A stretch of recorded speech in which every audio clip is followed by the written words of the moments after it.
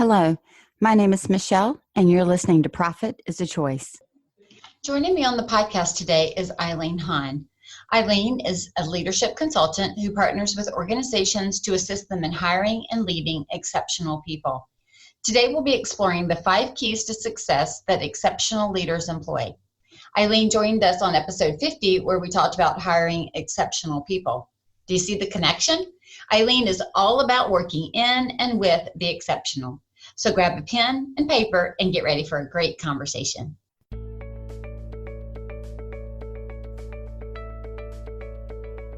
Every day, empowered entrepreneurs are taking ownership of their company financial health and enjoying the rewards of reduced stress and more creativity.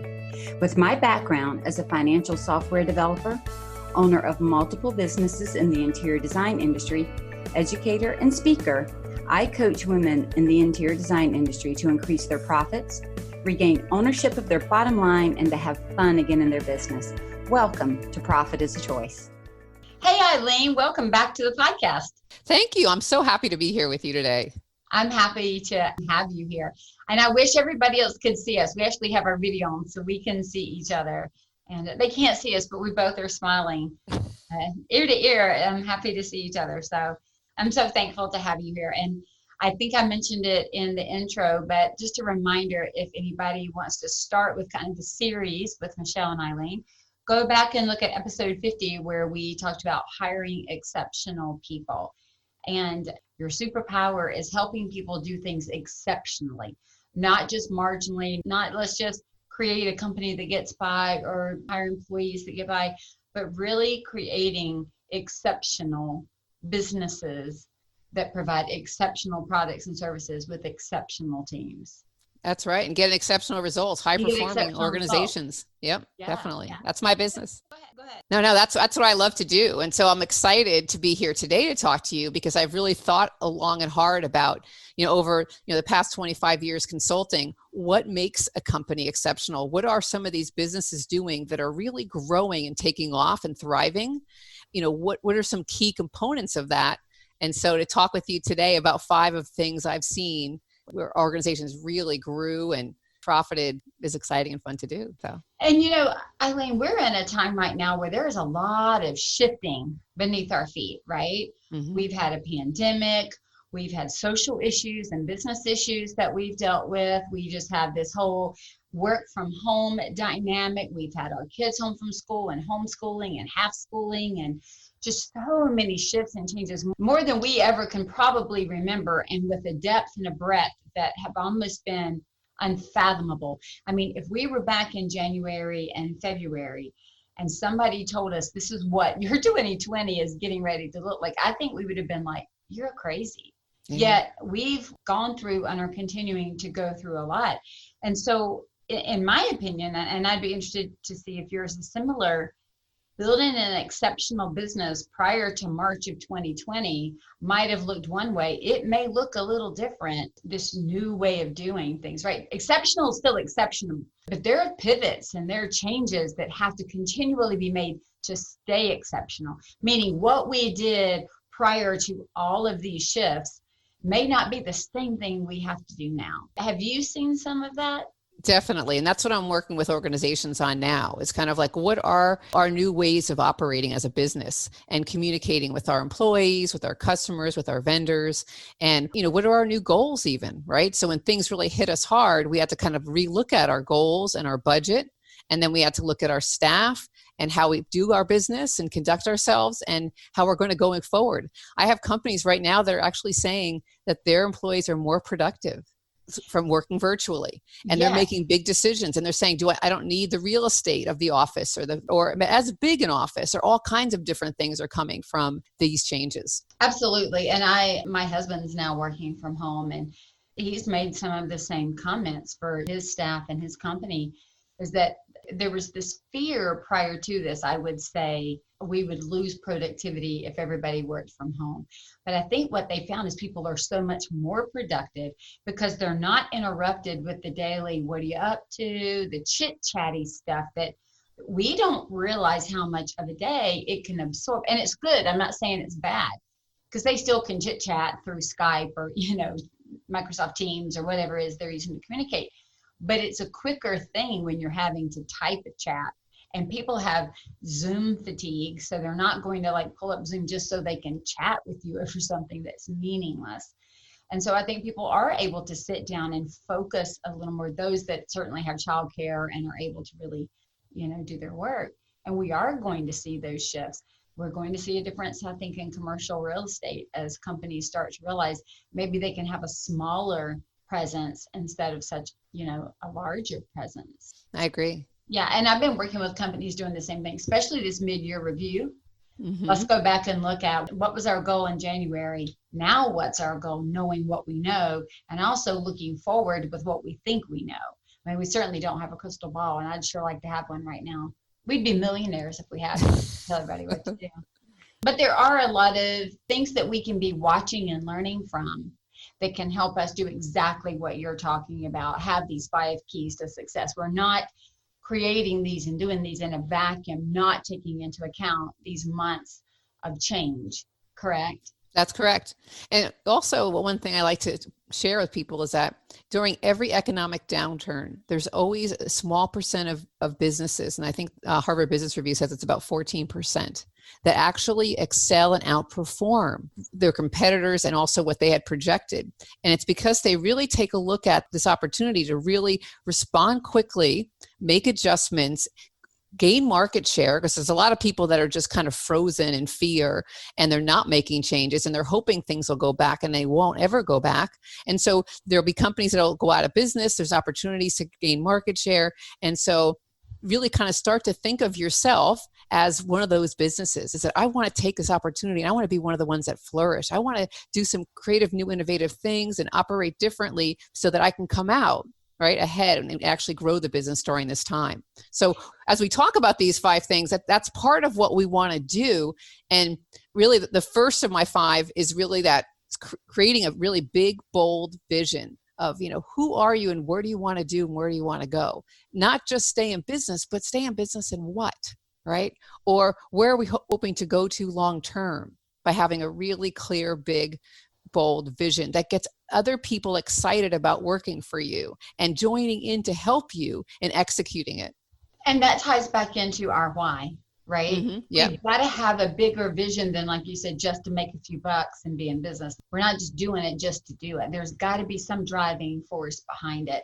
What do you find are the elements in creating that big, bold vision? Because some people, especially those that maybe, let's say, having a bit of trepidation or fear, or we've described it for some of us is it's almost like this fog, and we feel like we're trying to get out of the fog, right? Because it's just kind of hazy right now. We need a clear path and a clear vision.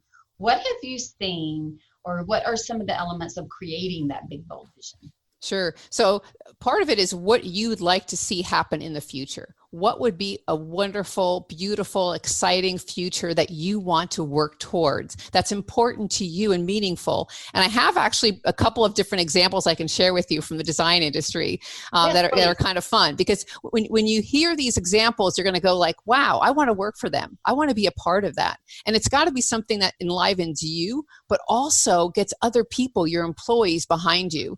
And it's actually talking to a designer earlier today, and she said, my employees just come and do their job. I don't think they're that excited about growing my business and trying to help me get new clients. And it's like, well, what's your vision? Have you brought them into that fold yet so that they're excited to be part of that? So let me share a couple different design visions with you. Gensler vision is to create a better world through the power of design.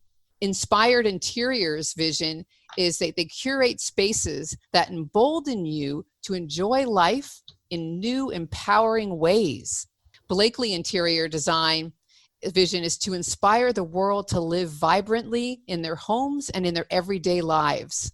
Wow. I mean, that one gets me excited because I'm a really kind of bold, vivacious kind of person.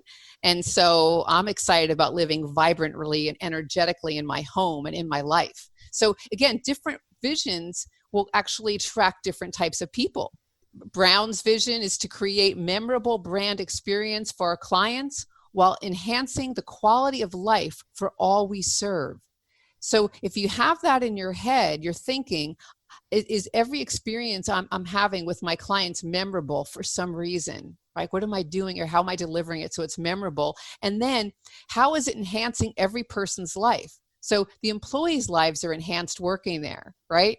And the customers' lives enhanced. The vendors working with you is an enhanced experience. So all of a sudden, work isn't just work. It's just not a job and a task. It becomes, I'm part of something bigger, something that's important, that's exciting, something that maybe will make people more energetic or enjoy life more, feel more empowered. So that having the highly successful businesses have some kind of vision that's kind of exciting and intriguing and vibrant and alive that people join into. And it's not something that you just write once and post on your website. You have to have it like visible to your employees every day. If they're working virtually, give them something they can put on their desk that has your vision, because they're a part of making it happen. If it's in your office, make it up, put it on the wall. If it's for you, the solo entrepreneur, put it in front of your desk so that you're working towards it, right? We all want to kind of utilize that vision to energize us to kind of work and be a part of what we want to create going forward. Maybe today we don't have it, but we want it for the future. So good. Working through our why and our vision, which are so closely aligned, and your mission is your what, like how you're going to put it into practice. The vision is where you want to go and what you want to do and how you want to get there in a futuristic, like you said, empowering way. One of the things that I've been talking about in my aim with intent methodology with my clients is really working through team engagement. And part of being engaged as a team is knowing the mission and vision and getting behind it. Simon Sinek talks about in his Start With Why that it's really, we're not working for companies that make money. We're working for a belief system. We're working for the belief behind the company. And the belief of the company is expressed through those big, bold words in that vision. Yep. And so it's not fluffy words that we're just choosing because it sounds good. Those words are chosen with intent. I know in my program they are, in your program they are as well. We help our clients choose those words and to be very intentionally about what they're doing and where they're going and who they're serving and how they want to show up and what difference they want to make, what is the transformative opportunity that they have before them. I'm talking to my clients about creating legacy and impact. Well, the way that we are going to do this is by having this very clear vision, and then everybody's moving towards it. And that's where we start looking at role alignment. If we got people working in our company and they're rowing to the left and we're all rowing to the right, we're going to have a drag, we're going to have trouble. And so we have to bring all these people into the fold, which means your employees should be able to state the company's big, bold vision. And if we do what you're suggesting and we buy some paperweight or something fun, a little flag to put on their home desk so that they see it, they're going to know it. And don't you find that because if for the clients that do that, for the companies that do that, and their employees are bought into the belief, they're bought into the vision, they're bought into the why, then they know where they fit in the company and they know why their job and their role matters. They understand the predecessors and the successors to everything that they do. And they recognize that them showing up in a big, bold way makes the big, bold vision come alive. Like we can't show up minimally and expect this big, bold vision. But we also can't, as the owner of the company, be the only one pushing towards the vision and everybody else slinking away. Right. And also letting them know everything you said is absolutely correct. And how do I fit in? Like, where can I be? Because as part of our vision is that I want to grow to 10 employees or $10 million or whatever those numbers are, then I have this opportunity to have to move into a new role perhaps, or my job gets to expand. So not only do we want you on board with us to create this vision, but we want to see you and where you might fit in and how you can grow and evolve as the vision grows and evolves to larger and more people and greater impact. And so always having that one-on-one conversation with the person about how you're doing a great job living our vision and values and operating. And I see you in this role. Where do you see yourself going forward as we grow and expand? Right. What are your educational goals in this? And what else would you like to do? And that's super important, Eileen, because I think sometimes, especially if we've never been in large businesses or we've never run a business before, when we hire someone in, we think that whatever exceptional employee we've hired for the role, we've got the job description, got the responsibilities, we've onboarded them well, but that's not necessarily where they're always going to stay. Sometimes they're going to outgrow that role, just like we would if we were in corporate America and we'd be like trying to move up to the next job. They're going to do the same thing. The beautiful thing about getting them behind this big, bold vision, this why, and your idea of where the company's going, is they can start to see where they can fit in another place. So even though we, as the owner of the company, may see it, they may see themselves fitting in differently. And now they're empowered because they understand to come back and have that conversation. To say, I really would like to tackle this or take on this, or I see a gap here. And to reach the big, bold vision, I'd like to help fill the gap. I mean, that sounds great. Really great is when they go, there's a gap, and either I can fill it or I can help you find someone to fill it. Just the recognition that, we can do better or we can do different. It's huge. That empowerment is huge. Definitely. I totally agree. That's great. And so go ahead. I was just going to say, so then once you have your vision, right, our next step, our number 2 is having clear, measurable goals, right, that increase every year in a manner to enable you to reach your vision. I just talked to someone who says, I'd like to be a $40 million company. I'm like, what are you now? I'm 3 million. I'm like, okay. So if you want to get to 40 someday and you're at 3, let's talk about how you're going to get there. What are your goals this year, next year, right, over the next 10 years? And how are you planning to reach those goals? What are your strategies or mechanisms to enable you to hit those numbers? And these businesses that have been amazingly successful over time, they every year set high goals. And sometimes I think, because I'm working with them as a consultant, how are they ever going to hit that? Those are tough. Those are hard. I mean, we know for ourselves, if you're setting a goal to increase your business, sales 10% every year or 20% or whatever, it's not always easy. But part of what we're learning also is that they have a plan for how to achieve those high goals, but really clear, specific goals on what you want to increase. Don't just say, I'd like to be a $5 million, $10 million, $100 million company. You have to have a plan of how to get there from where you are today, specific measurable goals that will help you reach that vision. I agree. And, one of the other components to me that I've seen with businesses that set these big goals or say they want these big things is a firm commitment, because that's why we have to start with the big goal vision. And that's why it's not enough to just write down a bunch of flowery words that sound great and that inspire others if they don't inspire us. Because we've got to be committed not only to the goal, but to the process of achieving the goal.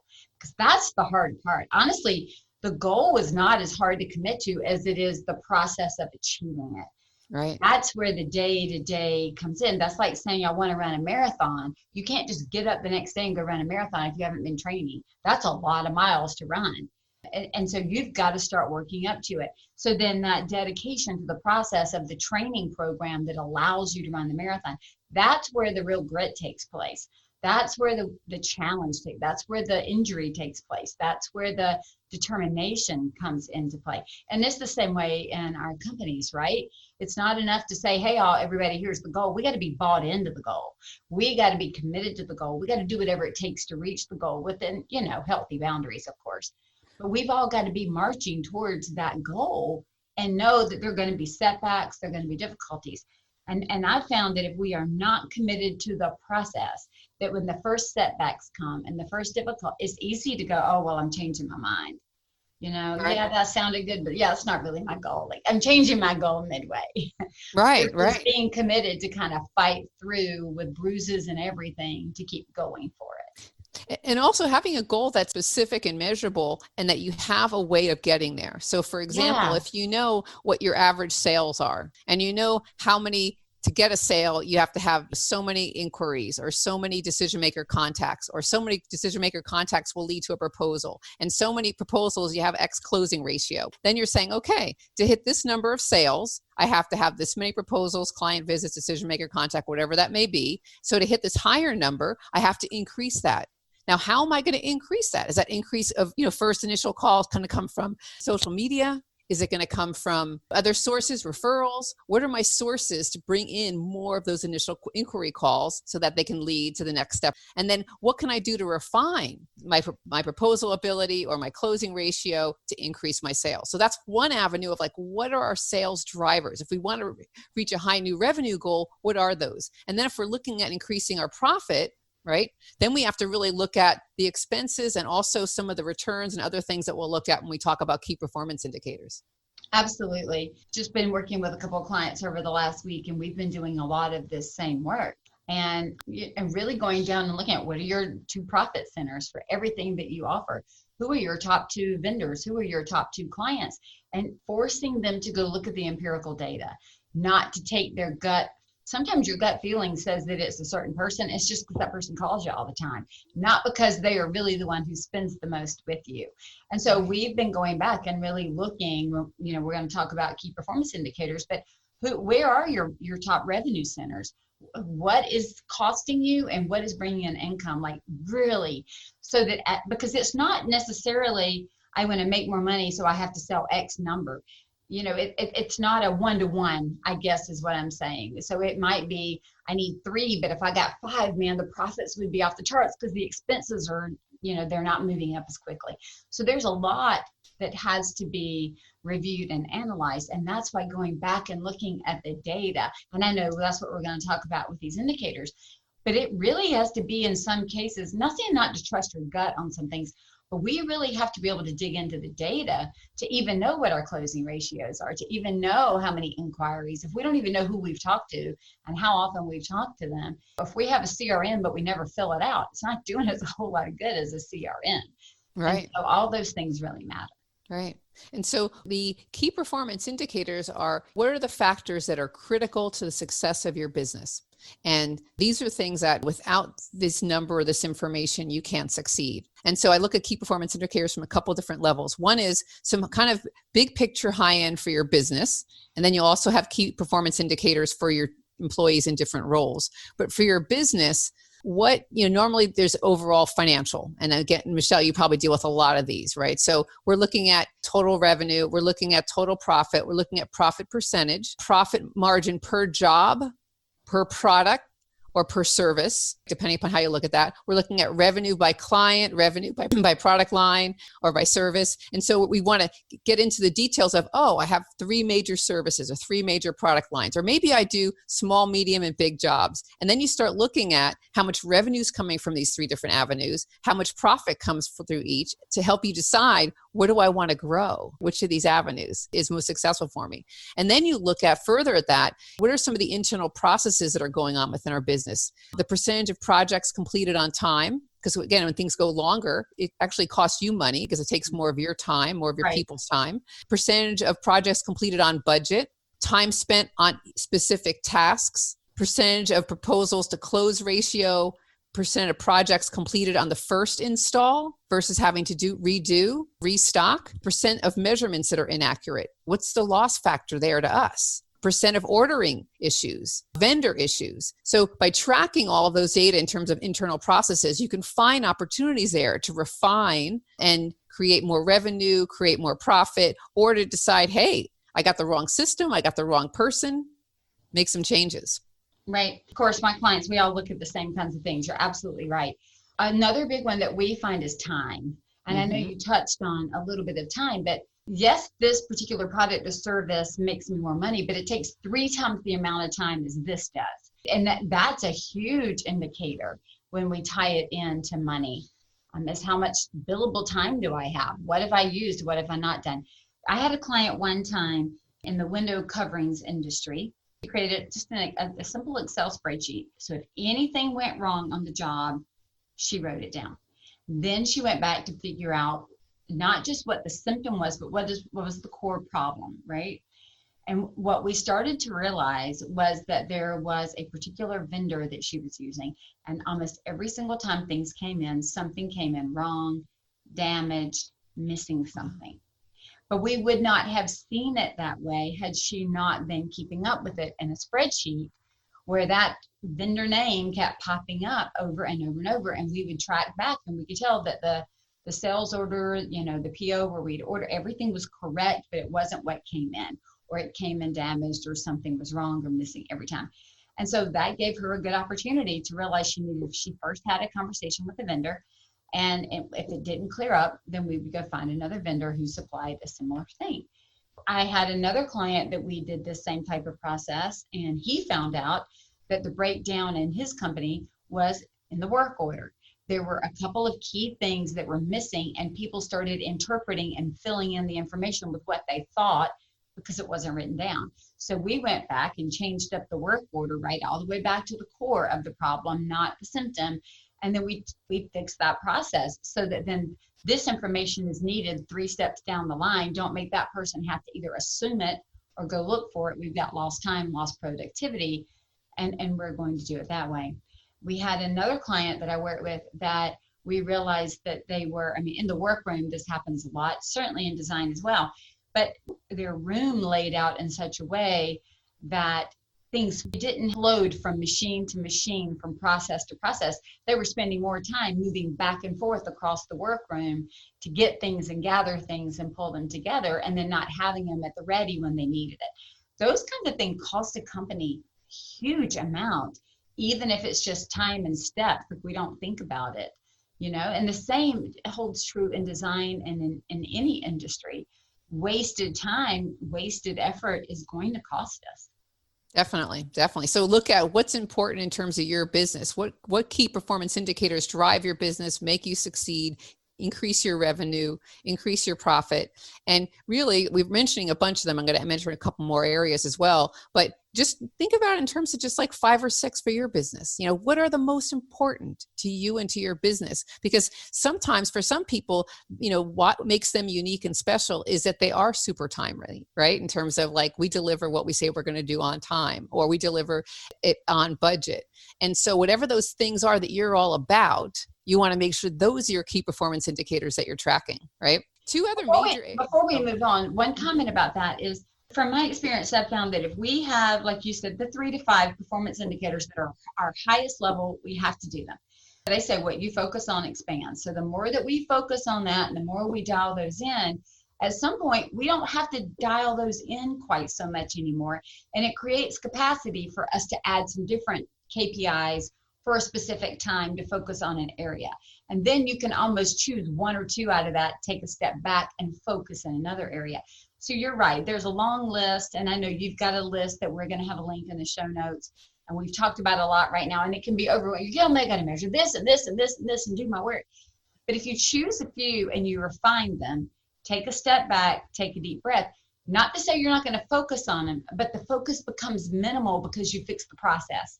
Then you can turn around and choose a couple more to go focus on. So this is iterative. It's right. Micro definitely steps. And I just don't want anybody to go freak out and go, Michele and Eileen told me I got to go measure 45,000 things in my business. We're going to tell you need to measure them, just not all at once.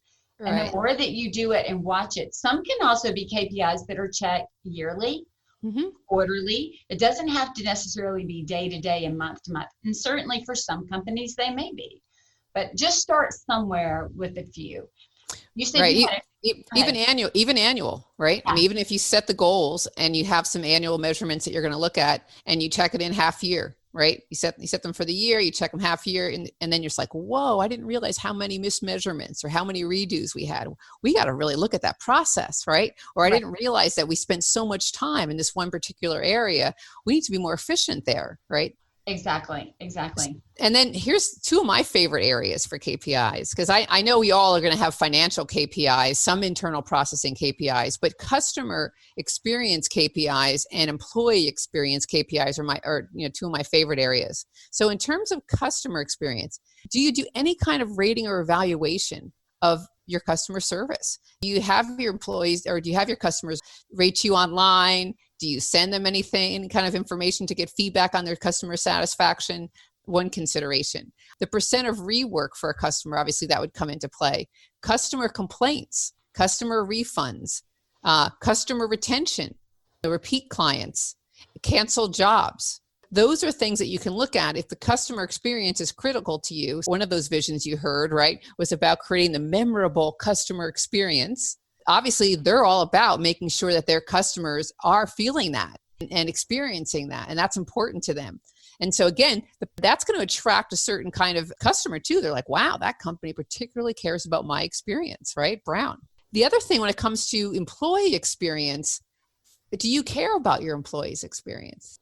And if so, are you looking at turnover or employee satisfaction or absenteeism and things like that? How many employees have you had with you, and what's the turnover? I mean, I've talked to designers that have said I've had I've gone through an assistant a year, or every other year it seems like I have to hire a new designer.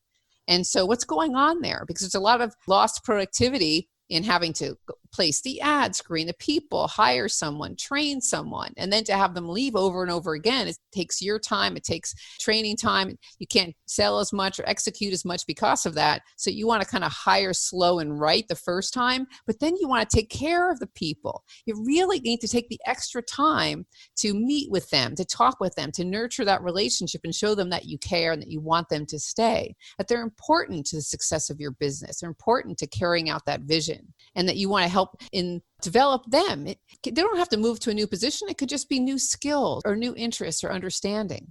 So good. I've heard it said that employees never leave bad companies. They leave bad managers, right? Right. They would stay with a company that they didn't really love if they loved their manager. And Right. as the owners of the company, many of us are the managers of the employees, and at how we treat them and how they treat us, and bringing them in early on, again, into that big, bold vision, even starting in the interview process or the pre-interview process. Some of them will weed themselves out. I mean, I even know that I get pitches for people to be on my podcast, and I go research them. And if I look at it and think I'm not in alignment with their vision, I just decline them and say, I'm sorry, we're not a fit. So I'm already making judgment calls based on the way that their business is represented online. And so the way that we represent our business already starts to weed the field down for those that might apply for the job. So in that pre-interview, right, in that information gathering phase, we're already starting to, like you said, pull in those people that are in alignment with where we're going and what we're doing. And pulling them in is not enough. Now we got to keep them. We got to keep Right. building the vision and inviting them in to see how it's going to play out and to help move them forward in the company. Nobody wants to be stagnant and just do the same thing over and over like you're just punching a clock. That's not enjoyable. Right. I mean, And so it's so important.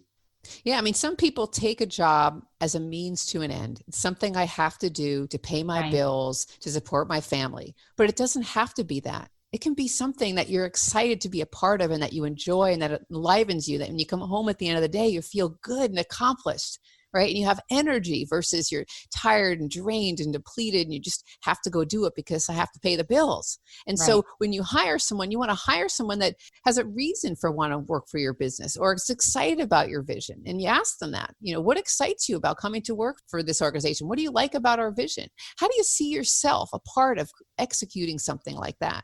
And then once they're on board with you, having one-on-one conversations and really ongoing. Like, do you have it?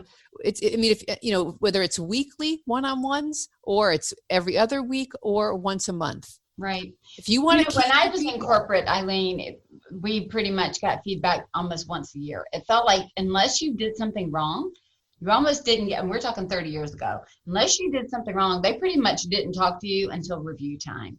That's changed. But that was so difficult because you never knew. You were always waiting a year out. It's almost like never looking at your accounting and doing your taxes and going, oh, that's what the whole year looked like. Like you have no way to refine it. You have no way to change it. You have no way to make it better. And now the new model is more of this ongoing interactive performance review so that there really isn't this great big performance conversation where you're blindsided with a bunch of information that you didn't know. We started realizing almost these micro conversations allowed you to make micro changes so that things never built up to the point that they did 30 years ago, where you could walk in and just get fired one day and not even have a clue what was going on and not be talked to since the last year. I mean, that's just the way it was, right? It was very different. And so staying in touch and knowing and having a plan for these conversations. I want to say that not everyone has to have a detailed 5-bullet plan, but even just a plan that we're just going to have it as a mild check-in this time. Next time will be a little more constructive. And then maybe it's just just having an idea so that there is some form around it and an openness for that other person to know they can come to you. And so that conversation, which is two-sided, can go on the entire time. Right. So think about these conversations with your employees as a we care. It's not just so much about it's a performance conversation or it's a review.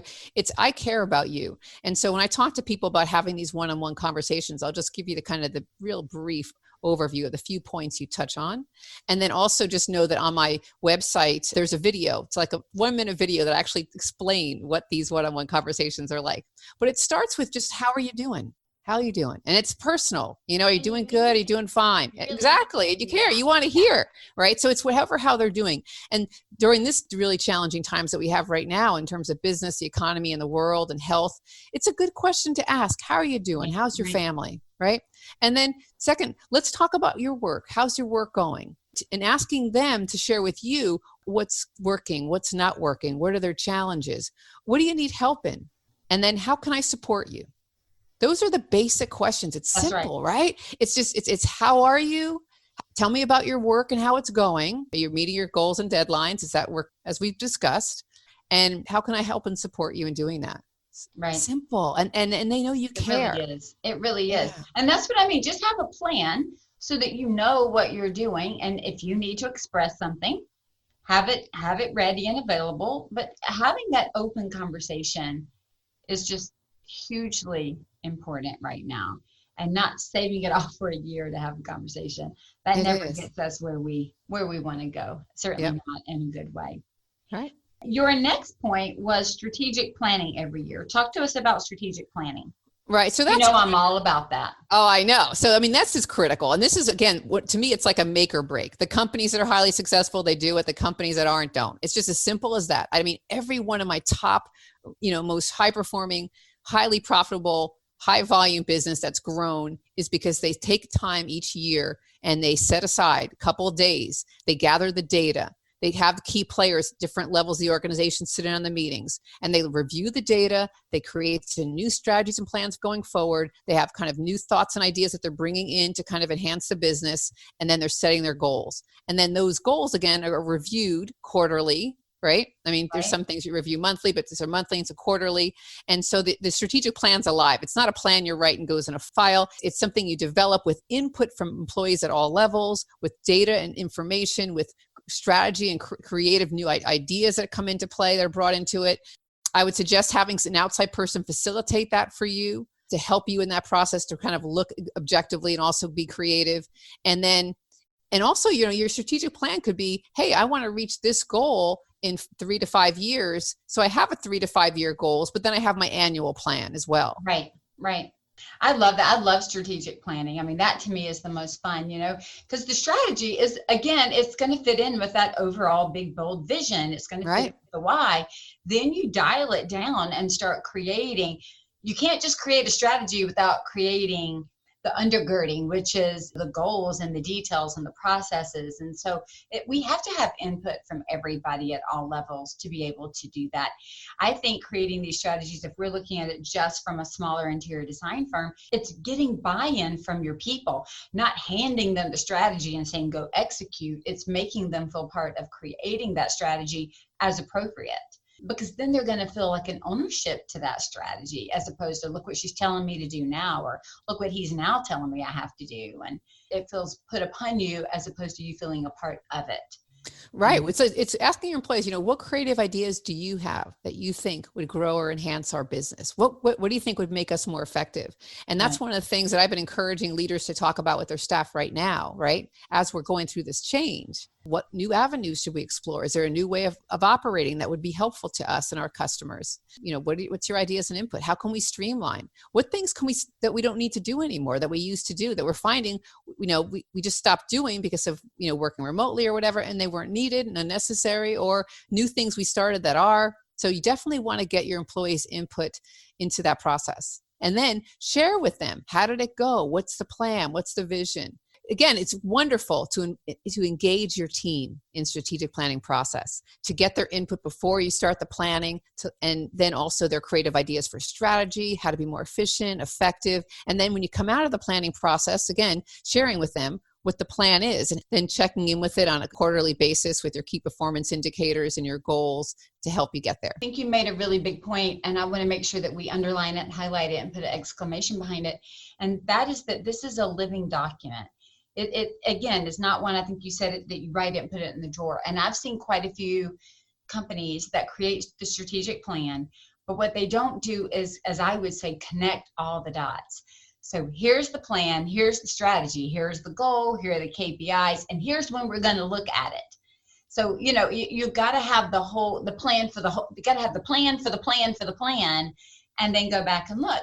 And so they do all this work and they put it in a notebook, and they come back the next year and they pull out their notebook, and then it's like you're starting over every time. And that just is, it's difficult to gain momentum the way you want to gain momentum if you're not actively looking at it. As we've said before, what you look at expands, what you focus on expands.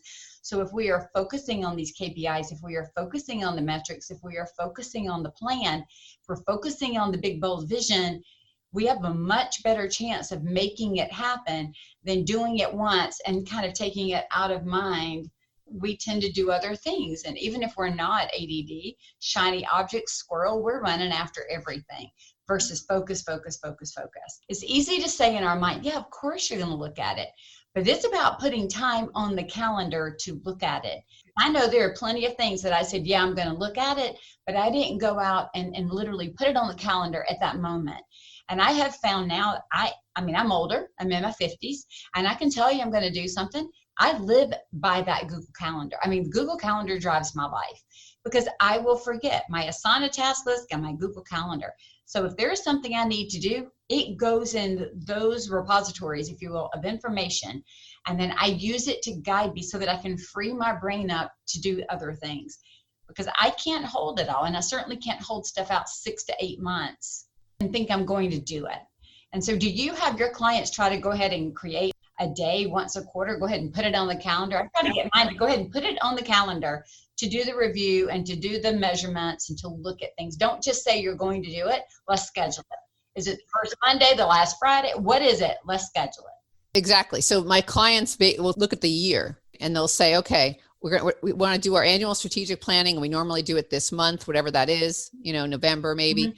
Mm-hmm. And they'll say we're going to set aside, a one day to kind of talk about what data and information we want to gather and we want to accomplish in our 2-day strategic planning. And then they'll have like a 2-day, and then so they'll schedule those days out. So that's like sacred, because everyone says, I don't have time for this. Right. So you schedule it and you make the time, and then we'll say, okay, every quarter, we're going to have a quarterly meeting. We're going to review all these things, our vision, our goals, our key performance indicators, and is our strategy still working or not working? Do we need to make some adjustments to our strategies, make some changes? Right. And so again, those meetings are scheduled for the whole year. And then with that, there's also monthly reviews as well, and monthly forecasts or monthly, with the monthly results and the communication of that. And so if you're hearing that often about what the goals are and how we're doing to goals, you're more goal focused. People that are more set goals are more goal focused, are higher likely to achieve them, right? Right. Then you got your team all on board with the goals and the focus. You're communicating that with them. So you want to set that calendar for the year. It's set. I have clients I've been working with for 20 years, and every year I facilitate their strategic planning. We're on the books. It's part of their budget and what they plan for, because they know it pays off. And right. So it's just every year, okay, I'm going to come to these meetings. We're going to have these, conversations, and it helps propel their business forward. Absolutely. So, I found the exact same thing. And the more that we strategize, the more we put it on the calendar, the more we commit to the plan and then to the details of the plan, the more we actually meet the plan. And, I think what we haven't certainly touched on, and I'm not an expert in it, when we've heard the goals and we've written these things down and we've looked at them, looked at them, subconsciously, they're working on our behalf to mm-hmm. get things done. That's why even when we sleep, we're solving problems within boundaries and goals and whatever constructs we built, because subconsciously we're still working on it. So we can't underestimate the power of the subconscious mind, so that when we're taking these things in, they don't have to be right in front of us every single day, but it's working. We're trying to work things out to fit within, the goals that we've set. So welcome to 50, where the word just leaves you right in the middle of a podcast. That's okay. No worries. Everybody should feel right at home now, right? And our last area, honestly, is the make or break. Okay. Because I can tell you can do the first 4 things we talked about. You don't do number 5, no guarantees. Because and that is caring about your people. And I mean really caring about them. So having those one-on-one conversations shows you really care about them. Helping them out, understanding who they are on a personal level, helping and assisting them perhaps in their personal world or realm as they need, and, kind of going above and beyond for them personally, as well as part of your business. And I know it sounds strange because there's lots of people who have this philosophy of, there's work and there's business, and this is just business and you're being paid. And yes, there are jobs and companies that operate that way, but the ones that I've seen that are most successful are the ones that don't operate that way, that really care about the person and get to know them. And so let me ask you, if you haven't had a one-on-one conversation with each of your individual employees in the past month, 6 months, do you think they think you really care about them? I can tell you that when you do have those one-on-one conversations and you tell them you care and you spend extra time with them, that shows them that you care. You help your employees. You want to do things for them. You want to celebrate with them, right? You want to make them a part of things. You want to coach them and help them through this troubling time in the world and the economy right now, and have some good conversations that help as a family, as a human being. So it's kind of going beyond just, I pay you, you work for me, but it's, I care about you. And just like I said, you're taking extra time for that strategic planning that people say they don't have. They're too busy, right? You're taking extra time for these conversations with your employees that you care about. Those two pieces are going to get you the long-term return you're hoping for, right? They'll help develop the people. So let me ask you this, where is the line there? Because I've got some clients now that, they think they're showing that they care. They thought things were okay. And now the employee is taking advantage of the caring. They are overstepping the boundaries and pushing things farther than they need to push. Do you know what I mean? Well, I know people do that sometimes. And so what I would want to explore is, do they have a clear job description of what's required? Do they have clear performance standards of what's expected? And are they talking about and reviewing that as a regular part of the process? Because I care about you and I want you part of our team, but I also need you to care about me and the firm. And if you do, then you'll be able to meet the deadlines, show up on time, do quality work, and deliver these results.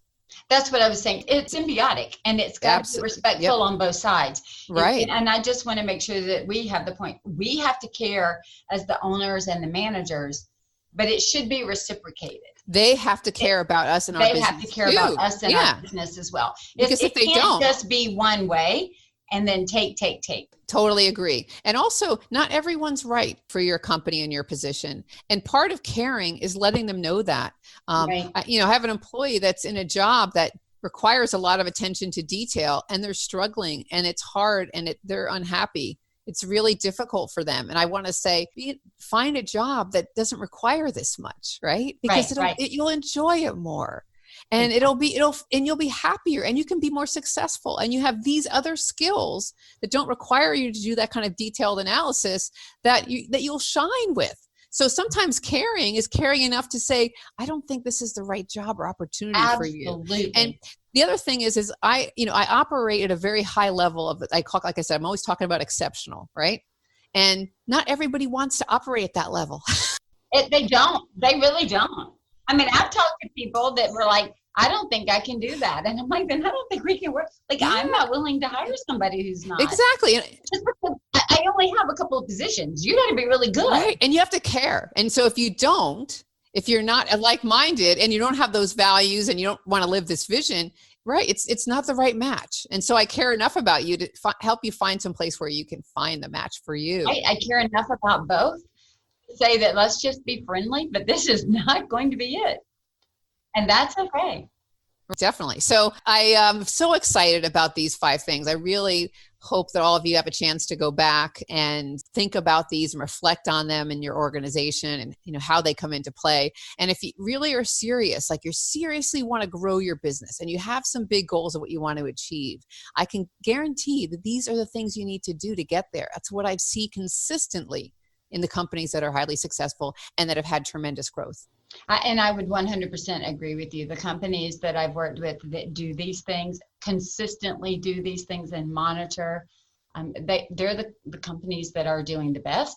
They're the ones that have a company culture that they enjoy. They don't feel that sick feeling in the pit of their stomach when they go to work or when they have to talk to an employee.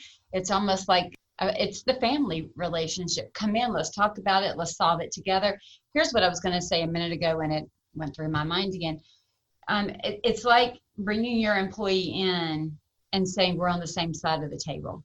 So instead of putting them on one side of the table and you're on the other as if this is an aggressive or an opposition, it's we're both on this side of the table. Here's what we have to deal with. So even if we are dealing with our client, our employees, and we're talking to them remotely, in your mind, put yourself on the same side of the table as they're on. It will change your posture. It will change your way of talking to them when you're talking side by side versus across the table.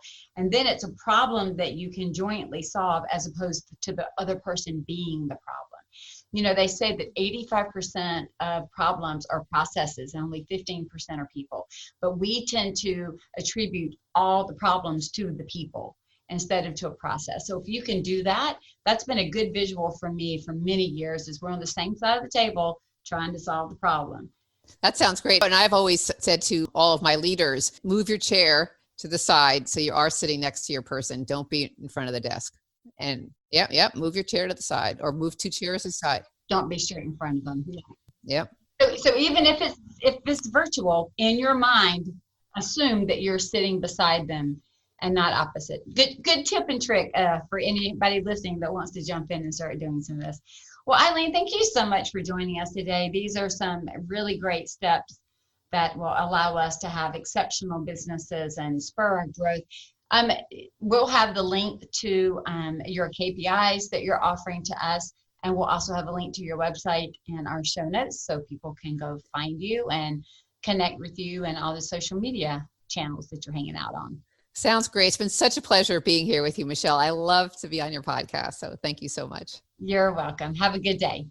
I am so thankful to Eileen for joining us today.